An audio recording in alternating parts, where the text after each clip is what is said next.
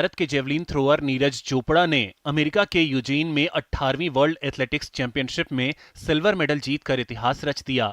19 साल बाद देश को इस चैंपियनशिप में कोई मेडल मिला है। नीरज से पहले अंजू बॉबी जॉर्ज ने लॉन्ग जंप में 2003 में ब्रॉन्ज मेडल जीता था। नीरज इस चैंपियनशिप में सिल्वर जीतने वाले पहले भारतीय एथलीट बन गए हैं। साथ ही वे पहले भारतीय पुरुष एथलीट हैं जिन्होंने इस चैंपियनशिप में कोई मेडल जीता है। उन्होंने 88.13 मीटर भाला फेंककर यह मेडल हासिल किया। गोल्ड ग्रेनेडा के एंडरसन पीटर्स ने जीता। उन्होंने 90.46 मीटर भाला फेंका। इसी इवेंट में भारत के रोहित यादव भी थे। वे 78.72 मीटर भाला फेंककर 10वीं पोजीशन पर रहे। नीरज चोपड़ा के ऐतिहासिक प्रदर्शन पर प्रधानमंत्री नरेंद्र मोदी ने उन्हें बधाई दी। उन्होंने ट्वीट कर लिखा, हमारे सबसे प्रतिष्ठित एथलीटों में से एक नीरज द्वारा एक और बड़ी उपलब्धि के लिए उनको बहुत बधाई। धमतरी के गंगरेल बांध में मां अंगार मोती मंदिर के आगे वन विभाग का बनाया गया मानव वन सरकारी ड्रीम प्रोजेक्ट के तहत बनाया गया। यहां एडवेंचर कैंप, पशु पक्षियों के पिंजरे, बच्चों के झूले, बोटिंग के लिए नाव, औषधीय गार्डन और रेस्टोरेंट जैसी तमाम चीजें लगाई गई ताकि पर्यटक यहां आएं और कम खर्च में पूरे परिवार के साथ यहां सैर सपाटा कर पाएं। लेकिन इतना बड़ा और बढ़िया और काफी खर्च कर तैयार किया गया मानव वन अपने उद्देश्य में सफल नहीं हो पाया और सरकार ने भी कई कोशिशें की। इससे पहले खुद फिर निजी ठेकेदारों के हाथ में थमा दिया और अब ये गांव समिति के हाथों में है, लेकिन कोई भी प्रयोग सफल नहीं हो पाया और सैलानी जुटाने में सभी असमर्थ रहे और अब इस मानव वन को अपना खर्च और मेंटेनेंस तक की रकम भी हासिल नहीं हो पा रही। इसकी वजह से 5 साल पहले बना ये ड्रीम प्रोजेक्ट अब अपना आकर्षण खोता जा रहा है। यहाँ नए नए लगाए गए सभी सुविधा और सामान धीरे धीरे खराब होने लगे हैं। ये मानव वन आसान और किफायती पिकनिक स्पॉट साबित हो सकता है, लेकिन जरूरत है इसके लिए बेहतरीन प्रोजेक्ट के मार्केटिंग की ताकि ये अपना खर्च निकाल लें और यहाँ पहुँचने वाले सैलानियों के फरमाइशों पर खरा उतर सके।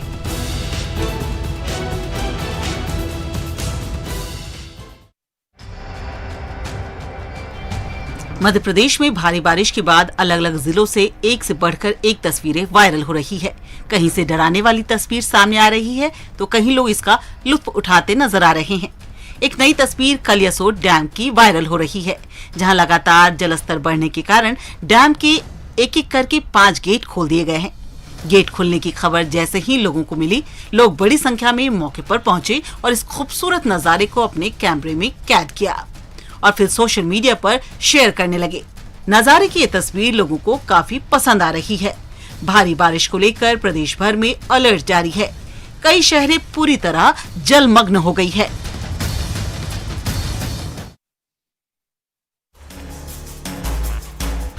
खंडवा जिले में लगातार हो रही बारिश के बाद नर्मदा इंदिरा सागर बांध के 12 गेट खोल दिए गए हैं। आधा मीटर की ऊंचाई तक खोले गए गेट से नर्मदा में प्रति सेकेंड 2000 क्यूसेक पानी छोड़ा जा रहा है। इससे बांध के डाउन स्ट्रीम में नर्मदा का जलस्तर बढ़ गया है। यहां से पानी ओंकारेश्वर बांध के जलाशय में पहुंचने से वहां से छोड़े जा रहे पानी की मात्रा भी बढ़ा दी गई है।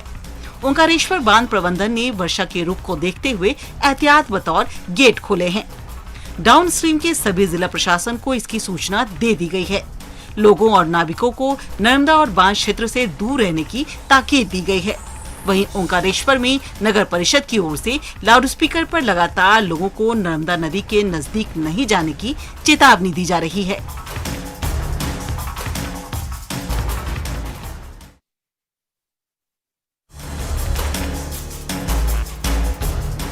खरगोन जिला मुख्यालय से लगा भसनेर गांव से देवली गांव जाने के लिए कुंदा नदी पर आजादी के बाद से पुल नहीं बन पाया है।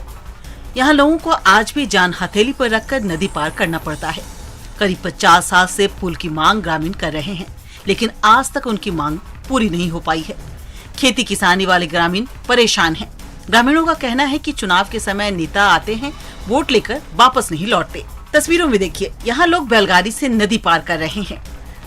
आज इस दौरान 2 लड़के बह गए थे। हालांकि उनको बचा लिया गया, लेकिन यही जान जोखिम में डालकर ग्रामीण विशेषकर महिलाएं भी बैलगाड़ी में सवार होकर खेती का काम करने जाती हैं। इस दौरान पूरी बैलगाड़ी डूब जाती है, जिससे हमेशा हादसे का डर रहता है। यहाँ कई बार ग्रामीण डूबते लोगों को बचाते हैं। बारिश के दौरान करीब 4 महीने ऐसे ही मौत का सफर करना यहाँ लोगों के लिए मजबूरी है। कुंदा नदी पर भसनेर और देवली गांव के बीच सालों से पुल की मांग की जा रही है। अब देखना यह है कि प्रशासन कब इन जोखिम भरे सफर पर अपनी नजर इनायत कर पुल बनाने की पहल करता है।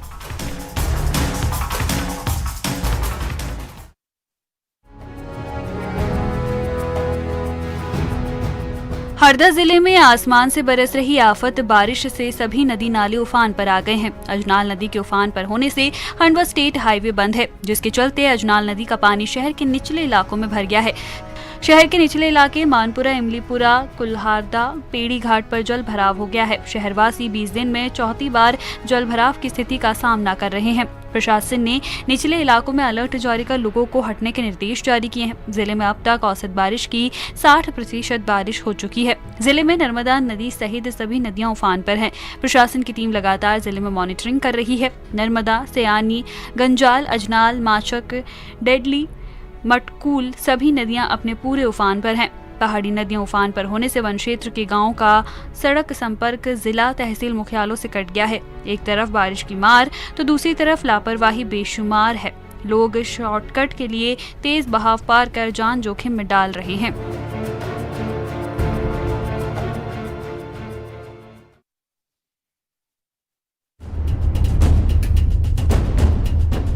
नर्मदापुरम के तवानगर में तवा डैम पिछले एक पखवाड़े से जारी बारिश के चलते तवा डैम लबालब हो गया है। जलस्तर बढ़ने से डैम के गेट खोलकर पानी छोड़ा जा रहा है, जिसे देखने के लिए बड़ी संख्या में आसपास के ग्रामीण व पर्यटक तवा डैम पहुंच रहे हैं। कई लोगों द्वारा पानी के पास जाकर फोटो भी खींची जा रही है। ऐसे ही डैम देखने पहुंचे 4 युवक बीच नदी में फंस गए। तस्वीर खिंचवाने के शौक में चारों युवक डैम के पास बीच नदी में चट्टान के पास जा पहुंचे। डैम के गेटों से छोड़े जा रहा पानी बढ़ने से युवक पानी के बीच फंस गए। युवक मदद के लिए आवाज लगाने लगे। डैम देखने पहुंचे कुछ ग्रामीणों ने सूझबूझ और हिम्मत दिखाते हुए चारों युवकों को बचा लिया। लकड़ियों के सहारे करीब आधे घंटे की मशक्कत के बाद सभी को बचाया गया, जिसे बड़ी घटना होने से टल गई। युवकों के नदी में फंसे रहने और रेस्क्यू करने का वीडियो सोशल मीडिया पर जमकर वायरल हो रहा है। चारों युवकों ने ग्रामीणों को धन्यवाद दिया, लेकिन गौरतलब है कि यहाँ पर्यटकों द्वारा सतर्कता नहीं बरती जा रही है, जिससे कभी भी बड़ा हादसा हो सकता है।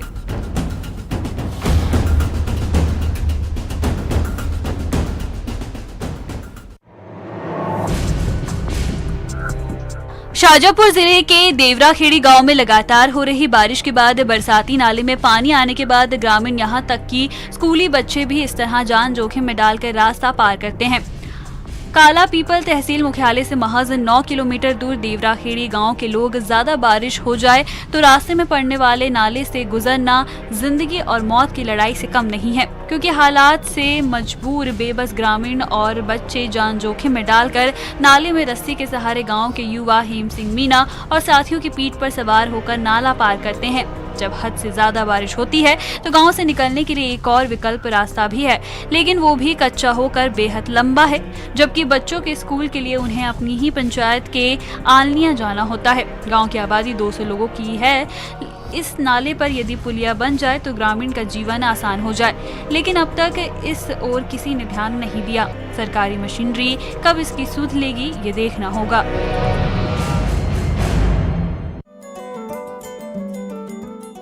सूरजपुर में गोविंदपुर पंचायत में पूरे रीति रिवाज और मंत्रोच्चार के साथ मेंढक और मेंढकी की शादी कराई गई। गोविंदपुरा का दुल्हा मेंढक है और ग्राम पंचायत घुमाडांड की दुल्हन है मेंढकी। दोनों की पूरे रीति रिवाज और मंत्रोच्चार के साथ शादी कराई गई। मेंढक और मेंढकी को हल्दी चंदन लगाया गया। इसके बाद दोनों की धूमधाम से शादी हुई। साथ ही आए बारातियों ने शादी में खूब डांस किया। आपको बता दें, सावन महीना भी पूरा सूखा बीत रहा है। ऐसे में किसानों की चिंता बढ़ती जा रही है, कहीं इस साल इलाका सूखाग्रस्त न हो जाए। बताया जा रहा है कि मेंढक और मेंढकी की शादी मौसम कनेक्शन का प्रतीक है। दरअसल मेंढक और मेंढकी की शादी कराने के पीछे ये भी माना जाता है कि दोनों की शादी का मौसम कनेक्शन है। कहा जाता है कि मानसून के दौरान मेंढक बाहर निकलता है, टरटराकर मेंढकी को आकर्षित करता है। मेंढक मेंढकी की शादी एक प्रतीक के तौर पर कराई जाती है, जिससे वो दोनों के मिलन से बारिश आ जाए।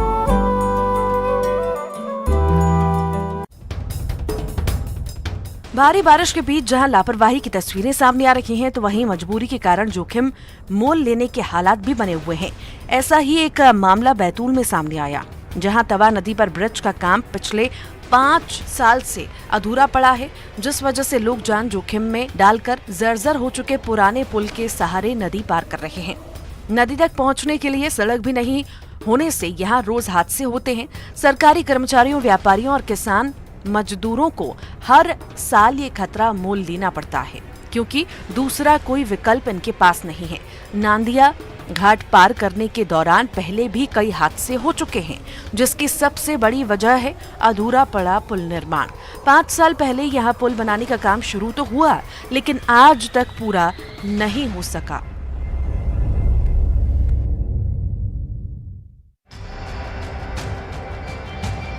शाजापुर में स्कूल वाहनों पर आरटीओ द्वारा की जा रही कार्रवाई केवल औपचारिकता साबित हो रही है। दरअसल हर दिन स्कूल आने जाने के दौरान हजारों बच्चों की जान जोखिम में रहती है। जिले में बड़ा हादसा होते होते टल गया। दरअसल बिकाली खेड़ी और धारा खेड़ी के बीच छापरी में नाला उफान पर था। इसके बावजूद तिलावत गोविंद गांव में संचालित एक निजी स्कूल के बच्चों से भरी बस चालक ने पानी में उतार दी, जिससे बच्चों से भरी बस उफान पर आए नाले में आधे से ज्यादा डूब गई। काफी मशक्कत के बाद भी चालक से बस आगे पीछे नहीं हुई।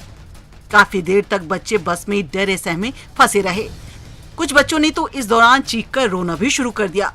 उफनते नाले में फंसी बस को निकालने के लिए ग्रामीणों ने हिम्मत दिखाई और ट्रैक्टर ट्रॉली की मदद से बस को उफनते नाले के पानी से बाहर निकाला।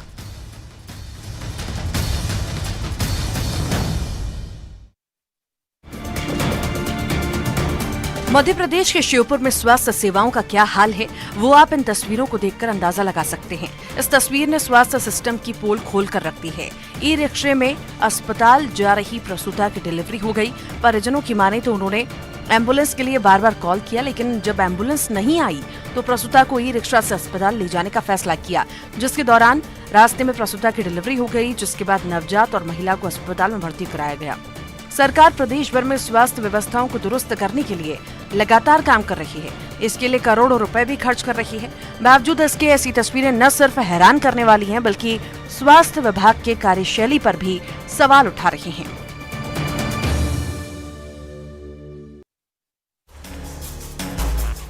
छत्तीसगढ़ में भारी बारिश की वजह से लोगों को काफी परेशानियों का सामना करना पड़ रहा है। प्रदेश के कई जिले भारी बारिश की चपेट में आ चुके हैं। नदी नाले उफान पर हैं। कई जगह पानी की तेज धार की वजह से सड़कें और पुल टूटने की तस्वीरें सामने आ रही हैं।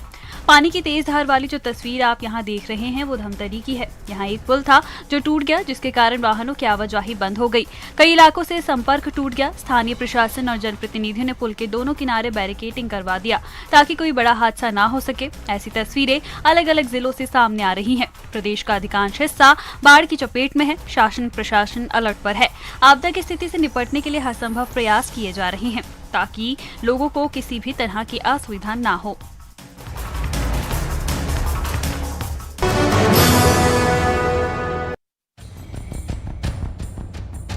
इन दिनों सोशल मीडिया पर मध्य प्रदेश की एक से बढ़कर एक हैरान करने वाली वीडियो सामने आ रहे हैं, खासकर उन इलाकों से जहां कई दिनों से लगातार बारिश हो रही है।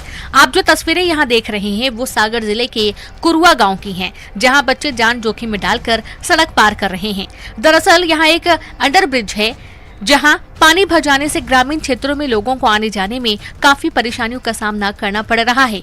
आने जाने के रास्ते बंद होने के साथ ही कच्ची सड़कों पर कीचड़ होने से लोगों को परेशानी हो रही है। तस्वीर में आप साफ देख सकते हैं कि कैसे 2 स्कूली बच्चों को कंधे पर बैठाकर रास्ता पार कराया जा रहा है। हरिद्वार में हर की पैड़ी पर हेलीकॉप्टर से कांवड़ियों पर पुष्प वर्षा करने के दौरान लापरवाही का एक वीडियो सामने आया है। वीडियो में आप साफ देख सकते हैं कि किस तरह से एक बड़ी पॉलिथीन सीट उड़कर पुष्प वर्षा कर रहे हेलीकॉप्टर की पंखुड़ियों के पास पहुंच गई। घटना का वीडियो भी सामने आया है, जिसमें पॉलिथीन की बड़ी शीट हेलीकॉप्टर के इर्द गिर्द मंडराती हुई दिख रही है। अगर ये पॉलिथीन हेलीकॉप्टर की पंखुड़ी से लिपट जाती तो बड़ा हादसा हो सकता था। जिस वक्त हर की पैड़ी पर यह हेलीकॉप्टर पुष्प वर्षा कर रहा था, उस वक्त नीचे लाखों की तादाद में शिव भक्त मौजूद थे। इस बीच एक बड़ा पॉलिथीन का टुकड़ा हेलीकॉप्टर की पंखुड़ियों के पास तक जा पहुंचा। इस तरह की घटनाओं से पहले भी कई बड़े हादसे हो चुके हैं, लेकिन इस बात का ध्यान किसी ने नहीं दिया कि एक हाइट तक ही चॉपर को रखा जाए। जब ये पॉलिथीन हेलीकॉप्टर की पंखुड़ियों के पास पहुंची, तब ये चॉपर काफी नीचे उड़ रहा था। कांवरियों के स्वागत में एक हल्की सी गलती शिव भक्तों की जान पर भारी पड़ सकती थी। गनीमत रही कि इस दौरान कोई बड़ा हादसा नहीं हुआ।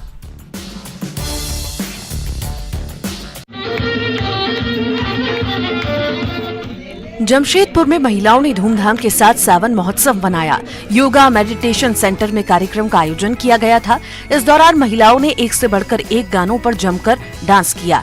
सावन में हरियाली का विशेष महत्व होता है, ऐसे में सभी महिलाएं हरे परिधान में सावन के रंग में सराबोर नजर आईं। कार्यक्रम में महिलाओं ने नए पुराने गानों पर जमकर डांस किया। इस दौरान महिलाओं ने कैटवॉक भी किया। इन महिलाओं के डांस के बाद पूरा हॉल तालियों से गूंज उठा। योगा शिक्षक पूनम वर्मा योग के साथ साथ हर त्योहार में महिलाओं के साथ धूमधाम से मनाती हैं। उनका मानना है कि इससे मानसिक रूप से महिलाएं स्वस्थ रहती हैं।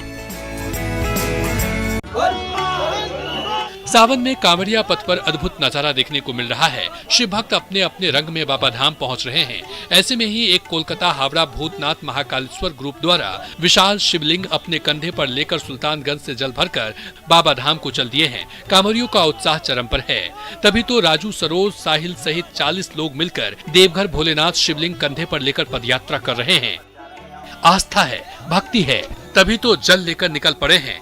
बता दें कि महाकालेश्वर शिवलिंग को बनाने में लगभग 15 दिन लग गए हैं, जिसका वजन 60 किलो है। 40 लोगों का जत्था बीते 5 साल से देवघर को जा रहे हैं, जिसमें सभी युवक बारी बारी से शिवलिंग को अपने कंधे पर लेकर यात्रा करते हैं। महाकालेश्वर का शिवलिंग कांवरिया पथ में एक अजीब सी कांवरियों में भक्ति भरती है। विशाल शिवलिंग कच्ची कांवरिया पथ पर आकर्षण का केंद्र भी बना हुआ है। सावन शुरू होते ही बंगाल के कांवरिया तरह तरह के आकर्षक कांवर लेकर अजगैबीनाथ धाम से बाबा धाम जा रहे हैं।